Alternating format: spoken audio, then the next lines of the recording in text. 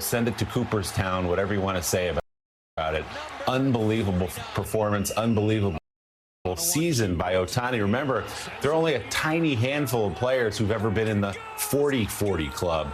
Last night with that game enters the 50-50 club, Joe. I mean, enters it, creates it, crushes it. I mean, this guy is so amazing. We were watching, pardon the interruption, last night around 6 o'clock, and before leading into 6, and Wilbon was saying, "Oh, he's pretty good, but we don't, there was some talk. Is he going to get to 50?" And like 10 minutes later, he's at 49. About 30 minutes later, he's at 50, and he just keeps going. Like you said, a 3-homer, 2-steal game, one of the best. Now, as far as the greatest baseball achievements of all time, this is where Wilbon and Kornheiser both disagree that this was the greatest, but it's up there. It's on the Mount Rushmore of achievements. Mike Wilbon talked about Gibson, 1968. I think he had like 28 complete games, 14 shutouts, a 1.12 ERA or something remarkable like that. And then, of course, you have DiMaggio's, streak, 56 games. I mean, nobody, I don't know that anybody will ever get that. But I will say, Jonathan, until we saw Ohtani, 50-50 just didn't seem possible.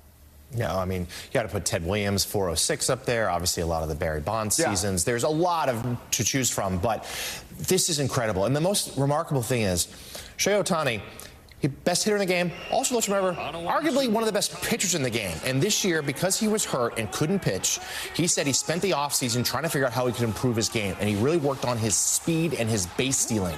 So he already hit for power.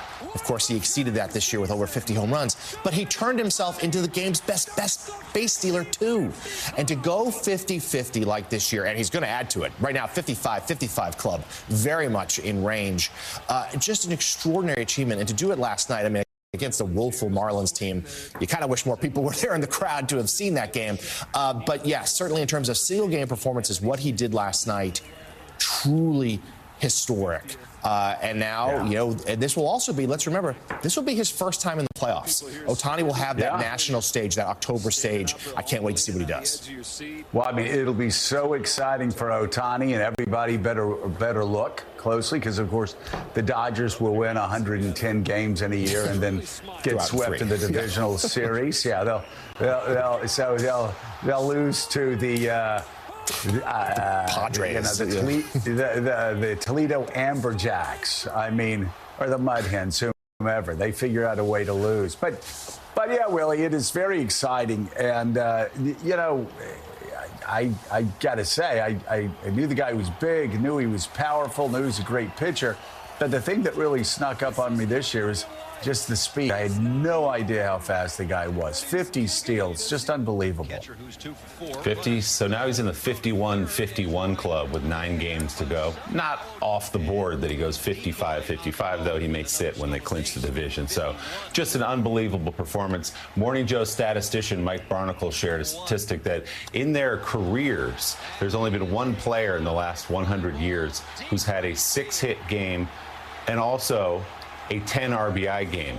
He did it in the same game yesterday. 6 hits, including 3 home runs and 10 RBI. You just have to laugh when you say the line. It just seems impossible. So incredible night for Shohei Ohtani and the Dodgers in the playoffs.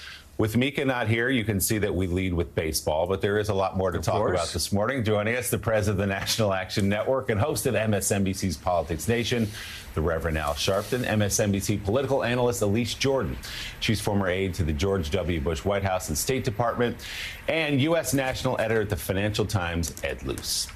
Good morning to you all, and we start this morning with a bombshell report that has the governor's race in North Carolina in the national spotlight. The Trump-backed nominee, Mark Robinson, reportedly made deeply offensive and disturbing posts on a porn website several years ago. NBC's Laura Jarrett has details.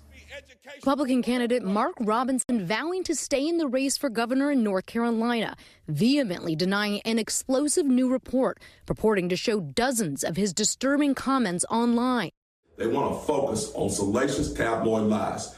We're not going to let them do that. We are staying in this race. We are in it to win it. The current lieutenant governor facing a swirl of speculation about the fate of his campaign after CNN published what it called a series of inflammatory comments on a pornography website's message board more than a decade ago, before Robinson began his political career.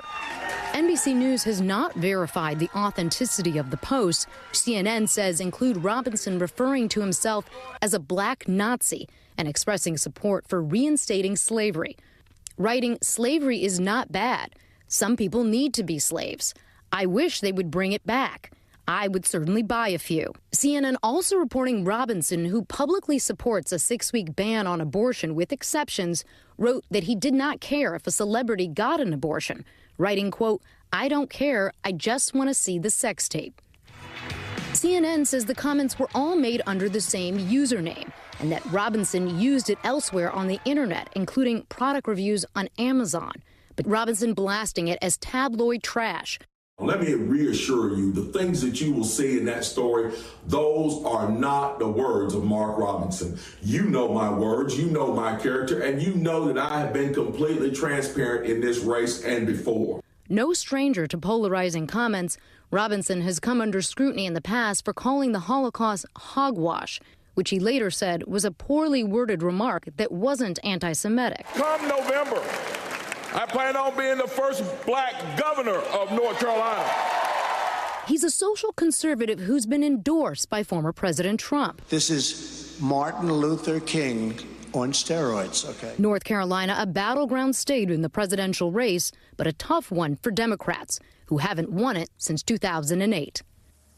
NBC's Laura Jarrett reporting there. Robinson had until midnight last night to withdraw from the race because it was the final day before military and overseas absentee ballots are mailed out. As you can see there, he says he's not going anywhere. So, Joe, I'm still recovering. Again, I've heard it many times, but from that last comment from Donald Trump calling Mark Robinson, quote, Martin Luther King on steroids. We can deal with that later. But this CNN report, obviously, the comments, part of the reason they have grabbed so much attention, not just because they are salacious, but because they fit into a pattern of other things he said, other appalling comments he's made about Jews, about gay people, and about black Americans over the years.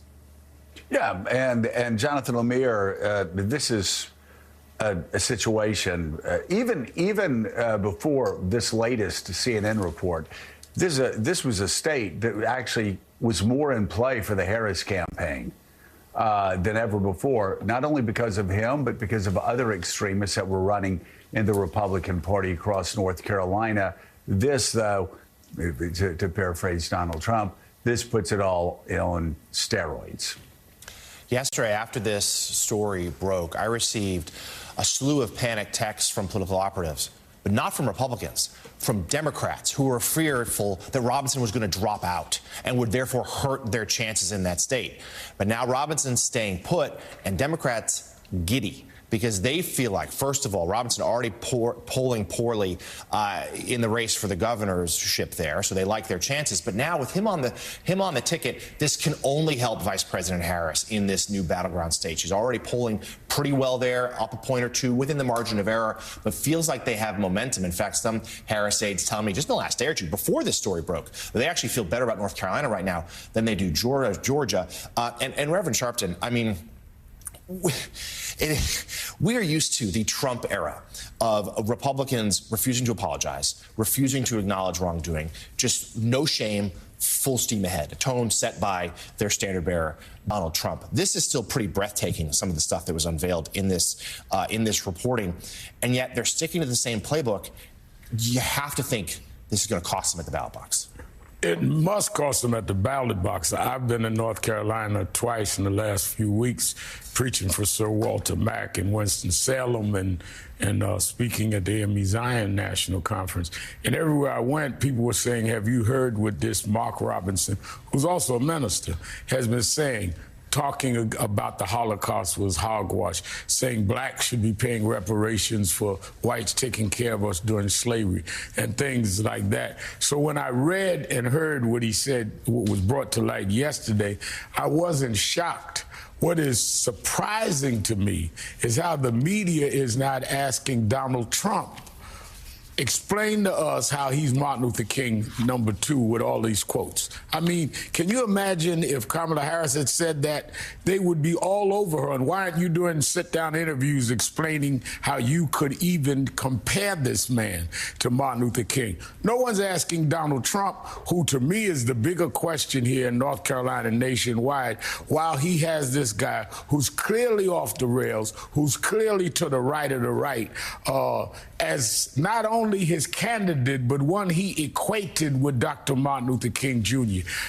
It gives me reason to say with exclamation points, the old statement we used to say in the community, everybody that's my color is not my kind. Yeah, I would say so. Certainly for all the criticism that Vice President Harris has received for not doing enough interviews, Donald Trump hasn't taken a hostile question, and I couldn't tell you how long beyond the debate itself. He's too busy with the faucets. You got to deal with the big faucets. Yeah. That's true. He does have other things on his mind, and sharks and windmills. At least, I mean, it's also the hypocrisy here, the way that the hateful rhetoric he espouses publicly, and then he contrasts that to some of his private conduct. I mean, this is someone who is beyond toxic. It does seem like Republicans have tethered themselves to him. What sort of impact do you see it having? I mean, it's not going to have any real impact because Trump is going to stick around. But within the race in North Carolina, maybe it does help turn out Democrats who actually want to vote against this guy, and they're low turnout voters, and they show up and they vote on Election Day. This is going to be a turnout election. It's to the point where tooth and nails, and all that is going to matter is which side is better at getting their low turnout voters out. And so if that helps the Democrats in the slightest by having him still on the ballot, that's a win for Democrats. Speaking of Donald Trump, he was out last night again saying Jewish voters will be to blame if he loses November's election. In an event called Fighting Anti-Semitism in America, Trump leaned heavily on anti-Semitic tropes and complained about his low support in this race among Jewish Americans. Most popular person in Israel, but here it doesn't translate. It's a strange thing. The United States election is the most important election in the history of Israel, actually, if you think about it. How crazy does that sound? But it's true. With all I have done for Israel, I received only 24% of the Jewish vote. Now think of this. I really haven't been treated very well, but that's the story of my life. You have to defeat Kamala Harris. More than any other people on earth, Israel, I believe, has to defeat her. And it hurts me to say it. You're going to still vote for Democrats, and it doesn't make sense. I say all the time that any Jewish person that votes for her, especially now, her or the Democrat Party, should have their head examined. Jewish people that's supposed to love Israel in 2020. So remember, I got 25%. Now I did all of these things, and I got 29%. Think of it. So I wasn't treated right. I really haven't been treated right. So if I don't win this election, in my opinion, the Jewish people would have a lot to do with the loss. He hasn't been treated right. Always the victim blaming Jews, he said, if he loses this election. By the way, that's about where he's polling among Jewish Americans at